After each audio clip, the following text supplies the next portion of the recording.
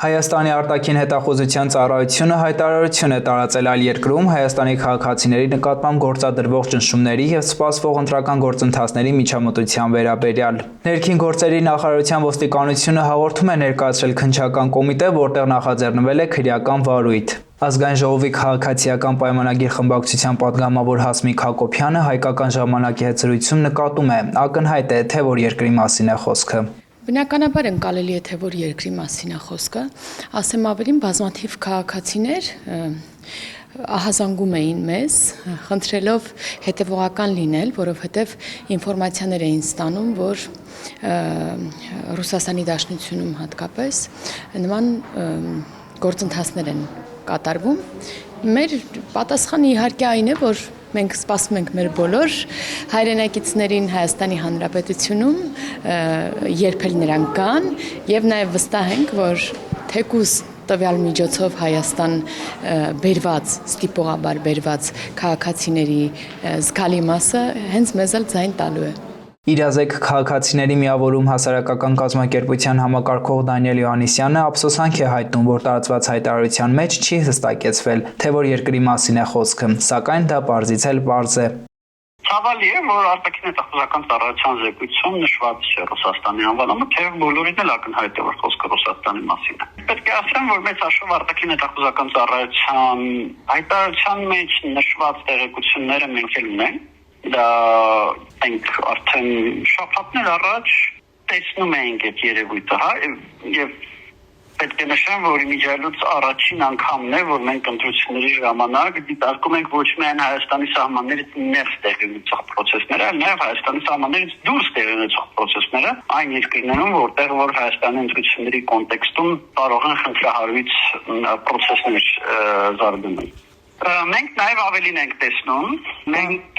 տեսնում ենք ավելին քան հետախուզական ծառայության հայտարարածը, մասնավորապես մենք տեսնում ենք, որ Հայաստանում ավտոբուսների համընդհանուր մոբիլիզացիա է արվում, ավտոբուսների բրոնյա է արվում մայիսի վերջի եւ հունիսի սկզբի համար։ Ընդ որում այդ երևույթը այնքան ծավալներ ունի, որ ճիշտ ասած տպավորություն է ստեղծում, որ Հայաստանում ինչքան ավտոբուս կա, բոլորին փորձում են ամրագրել այդ օրերի համար։ Օտար երկրներից ժամանող ընտրողներին դիմավորելու եւ ուղեկցելու համար։ Ինչ քայլերից սպասել եւ որն է այս ամենի նպատակը, Հակոբյանն ասում է։ Այդ ուժերի նպատակը ամեն գնում ձայներ ստանալն է, բայց հաշվի առնելով այն հանգամանքը, թե թեկուզ վերջին հարցումները ինչ են ցույց տալիս, նրանց ստիպողաբար բերած քաղաքացիների անգամ եթե 100% նրանց օգտին քվեարկեն, սա որևէ էական ազդեցություն չի ունենալու վերջնական արդյունքի վրա։ Բայց դրսի կառավարվող ուժերը բնականաբար պրոբլեմ են մեր Հայաստանի Հանրապետության համար, որովհետև Հայաստանի Հանրապետության ցանկացած քաղաքական միավոր, լինի դա անգամ ընդդիմություն, իշխանության մասին դեռ չեմ խոսում, վտանգավոր է, եթե այլ պետության, այլ կենտրոնի շահեսպասարկում, իդեպ որ կենտրոնն էլ դա լինի։ Ես միայն Ռուսաստանի Դաշնության մասին չեմ խոսում, որ երկիրն էլ լինի, Հայաստանի Հանրապետության քաղաքական յուրաքանչյուր միավոր, իշխանություն թե ընդդիմություն, պետք է սպասարկի Հայաստանի Հանրապետության շահը եւ ծառայի միայն Հայաստանի Հանրապետության քաղաքացիներին, Հայաստանում ապրող քաղաքացիներին։ Դանիել Յոհաննիսյանը արձանագրում է այն փաստը, որ ոչ միայն Ռուսաստանից, այլ նաեւ Վրաստանից են մարդկանց հոսք փորձում ապահովել։ Այո, Ռուսաստանից եւ Վրաստանից, այստեղ պետք է ասեմ, որ եթե Ռուսաստանում այդ գործողությունների մեջ, կազմակերպչական գործողությունների մեջ ազդեցություն ունեն պետական մարմինները, այդ թվում անվտանգության դաշնային ծառայությունը, ապա Վրաստանի պարագայում մենք չենք տեսնում պետական մարմինների կողմից նման դեպքեր, Վրաստանում դա որոշակի շրջանակներ են, որոնք դա անում են։ Հայկական շրջանակներ Վրաստանի իշխանությունների հետ կապ չունեցող եւ այդ երևույթները մենք հստակ դիտարկում ենք ըստ էության ընտրողների ցուցակագրում, ընտրողներին արդեն մեր ակտիվները փոխանցում են արդեն ընտրակաշառքի թվերի մասին տեղեկատվություն, լոգիստիկ հարցերով են որոշ չափով զբաղվում։ Ընդորում վաղուց են զբաղվում, ես պետք է ասեմ, այս լոգիստիկ խնդիրների լուծմամբ Փետրվարի սկզբից մենք արդեն ունենք տեղեկություններ, որ լոգիստիկ խնդիրների լուծմամբ Ռուսաստանի ուղղությամբ զբաղվում են։ Ոնց են մեծ քանակի ընտրողների տեղափոխում կազմակերպելու Ռուսաստանից Հայաստան, դա արդեն երբ բանից են զբաղվում, ենթադրում եմ ավելի քրտվանց, մենք փետրվարին արդեն այդ տեղեկությունը ունեինք։ Իսկ ինչպես պետք է կանխվի օտարերկրյա միջամտությունը Հայաստանում սպասվող ներքաղաքական իրադարձություններին, իշխող ուժի անդամն ընդգծում է։ Դե դա արդեն իրավապահ համակարգի գործառույթն է, որի մեջ ես չեմ ուզում մտնել, կան հստակ օրենքներ, կան կարգեր եւ դրա ցանկացած խախտում պետք է արժանի գնահատական ստանա եւ եթե պատասխանատվության հարցեր կլինի, պատասխանատվության ենթարկվեն։ Այսինքն իշխանության անելիքը որն է լինելու այս դեպքում։ Իշխանությունը այս դեպքում ունի միայն հանրային կոմունիկացիայի պարտավորություն, իսկ մարմինները իրենք աշխատող մեխանիզմներ են եւ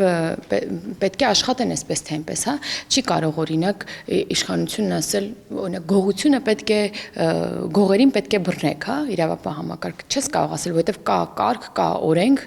եւ պետք է այդ համակարգերն աշխատեն ամեն անգամ չէ որ պետք է ասել այ համակարգ դու այսինչ բանը արա համակարգը գիտի իր պարտավորությունները օրենքները հստակ արձանագրում են ինչ է կարելի կամ ինչ չի կարելի հետեւաբար համակարգը աշխատում են մենք հանգիստ ենք այս առումով եւ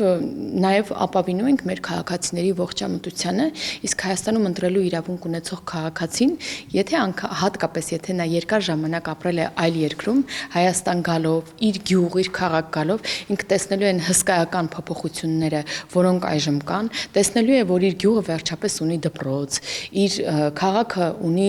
լավ ճանապարհ, ենթակառուցվածք, իր բակը բարեկարգ է, խաղահրապարակ կա, տեսնելու է, որ իր հայրը մայրը ավելի բարձր կենսաթոշակ են ստանում, տեսնելու է, որ իր հայրը մայրը օրինակ բժշկական ապահովագրությունից են օգտվում եւ անվճար օրինակ միջև անգամ 4 միլիոն դրամանոց վիրահատությունից են օգտվում, տեսնելու է եւ միանշանակ է թե որ ուժին է ձայն տալու, որովհետև լավ ուրիշ չէ, որ այդ քաղաքացին թողել է իր հայրենիքը եւ գնացել է արտերկիր հիմնականում արտագնա աշխատանքի, գնացել է բարեկեցություն փնտրելու համար եւ իր ընտանիքը կերակրելու համար եւ հետ գալով տեսնելու է, որ այո Հայաստանում կա շուրջ 300,000 նոր աշխատատեղ, ինչ ինքը արտագաղթել է երկրից, ինքը տեսնելու է, որ Հայաստանը ավելի ապահով, ավելի անվտանգ եւ ավելի բարեկեցիկ է եւ հույս ունենք, որ անգամ եթե նման նպատակով կգան մեր հայրենակիցները կմնան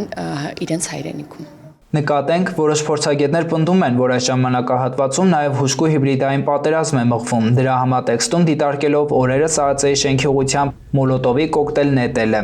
Այս դեպքով 2 անձ է կալանավորվել։